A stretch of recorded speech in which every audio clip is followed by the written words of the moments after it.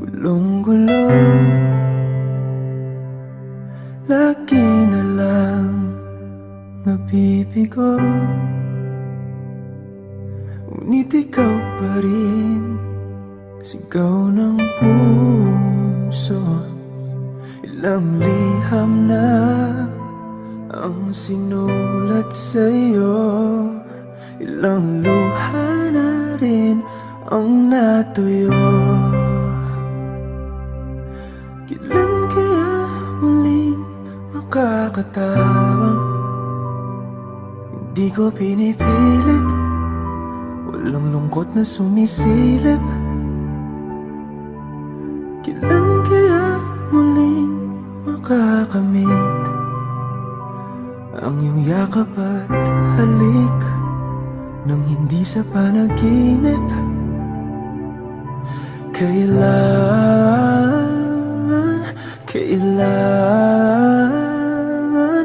Kailan ang dating tayo?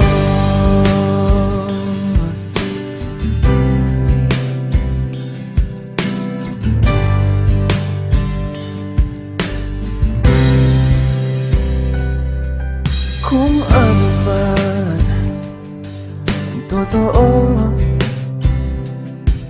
isip man ay litong-lito. Handang-handa ako sumalo, pagkat ikaw pa rin, sigaw ng puso. Ilang awit na ang inalay sa'yo, ilang luha na rin ang natuyo. Kailan kaya muling makakatawa? Hindi ko pinipilit, walang lungkot na sumisilip. Kailan kaya muling makakamit ang iyong yakap at halik nang hindi sa panaginip? Kailan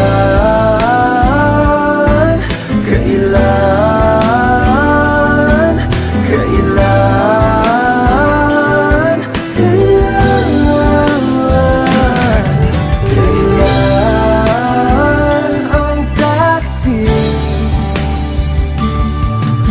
Kailan kaya muling matatamasang ikaw ay makasama't sabay tayong kakanta? Kailan kaya muling mararanasan sa pagdilat ng mata, ika'y hindi lang alaala?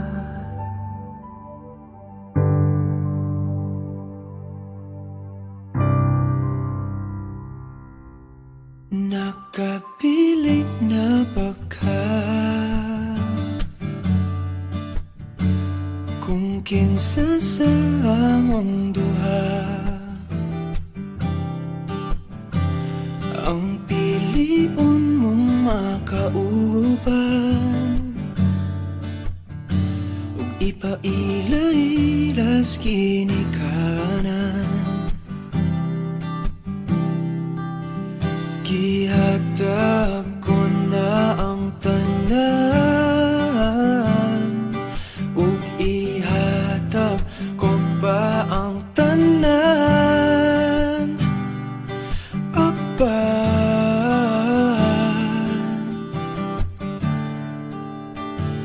kung siya man ang mapilian, wa ko'y mahimo ana, pero sakit lang gyud kaayo kung siya man ang maswertehan. Mo palayo na ko ninyo, ug ihilak na lang sa tako, pero ug iya kang gaan, ug iyang binuangan pag mahitabo. siya'y balikan.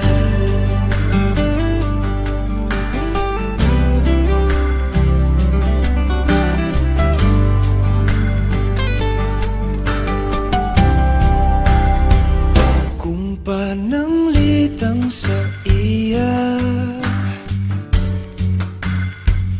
gyud maski ganahan ka, maghulak lang ko diring dapita, pasinti ay ug mobalik ka. Gihatag ko na ang tanan, ug ihatag ko pa ang tanan. Apan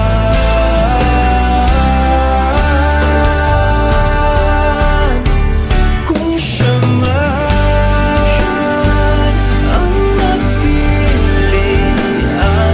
wa ko'y mahimo ana, pero sakit lang gid kaayo kung siya man ang maswertihan. Mupalayo na ko ninyo, ug ihilak na lang sa tako, pero ug iya ang biyaan, ug iyang binuangan pag mahitabo.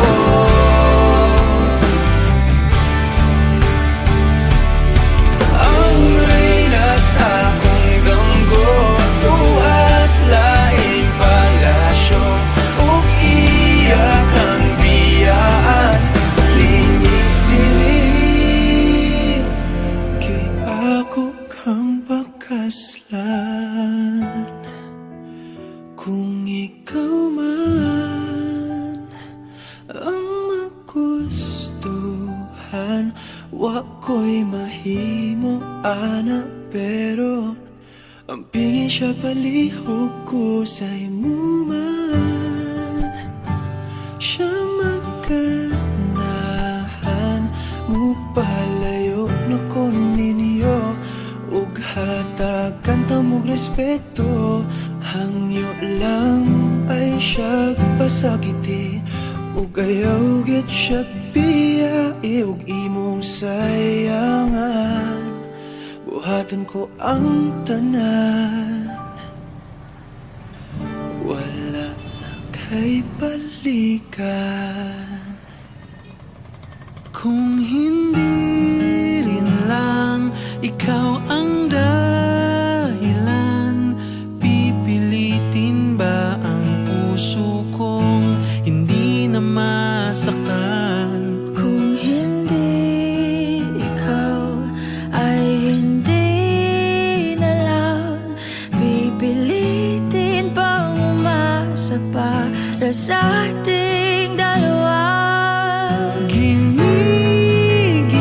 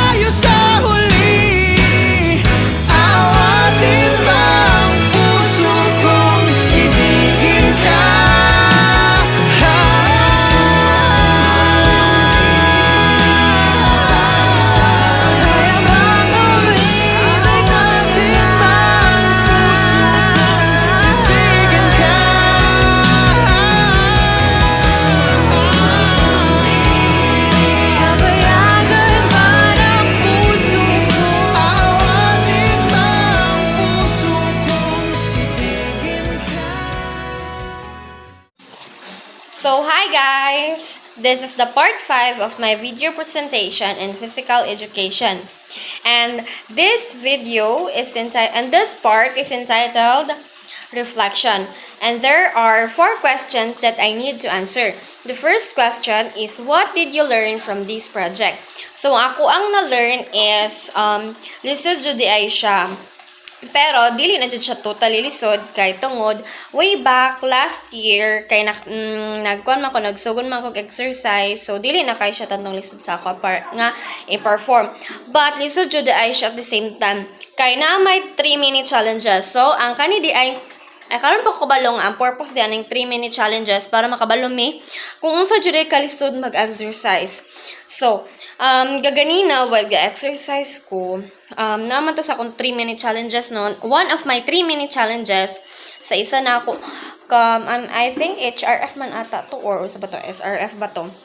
Hay na ay, kanang mag-perform ka while ga-close imong eyes. So, dili jud ay siya, sayon nga, kanang nakay buhaton nga, kanang maka-close nga imong eyes, kay feeling nimo kanang murag wala kay makita, kay close man ang eyes, di ba? But, at the same time, naka-realize jud ko nga, ay, kanang lisod jud ay mag-exercise pag buta ka or pag dili ka nang gani ka makita. So mao na akong na-learn. So the second question is, which activity did you enjoy most? So ang activity nga na-enjoy nako is kanang na ako kauban nila bina sa badminton, ingon na nagi ko kadula. And then, ilabi na pod sa sayaw. Kay, when I was a kid, I dream nga, or gipangandoy dyan ako nga, mahimo kong dancer puhon, mahimo kong choreographer, magtudlo ko sa mga bata. So, mo na nga, enjoy ko kung buhaton ako na because it is my passion, diba? So, the third question is, what challenges did you encounter? So, ako karon kay lahi ra sa tong niaging tuig because katon niaging tuig is ano pa ko dili pa siya pitit.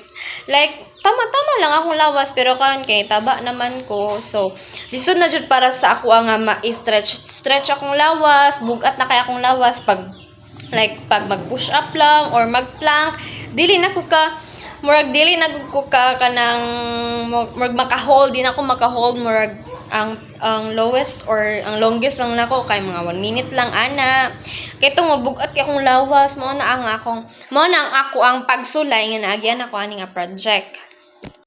So the last question is, how did this affect your body or daily routine? So nakaapekto ni siya sa ako kay anang dili na kayo gani siya bugat like akong so nitambok naman ko no, so di na kay bugat akong lawas, like naka-help jud ang pag-exercise, naka-help ni nga project nako para kanang maka-lose gani ko og weight inana, pero dili pa karon kay bago pa man ko nagsugod. So ingon ana siya. So dapat ang ano ana is consistency lang jud. Dapat dedicated pug ka. Ingon ana para maka-lose ka og weight.